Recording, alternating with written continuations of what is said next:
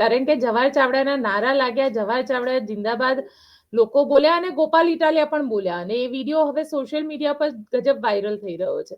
જવાહર ચાવડાનું આ સમીકરણ શું છે ત્યાં આગળ?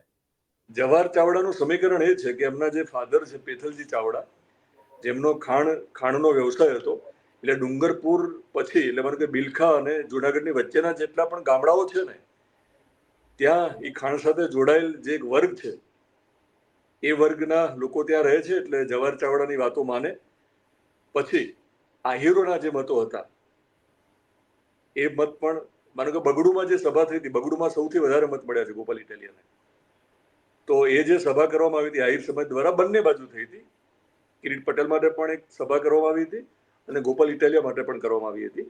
તો એ ખૂબ નિર્ણાયક છે અને હું એવું માનું છું કે કાર્યકરો ભલે નારા બોલાવે જવાહર ચાવડાના, પણ ગોપાલ ઇટાલિયા ના બોલાવે જો જવાહર ચાવડાએ મદદ ન કરી હોય તો.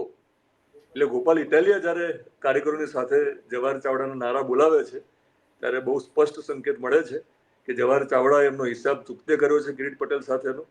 ભાજપ સાથેની એમની જે નારાજગી હતી એ એમને એનો હિસાબ લઈ લીધો છે. અને હું તો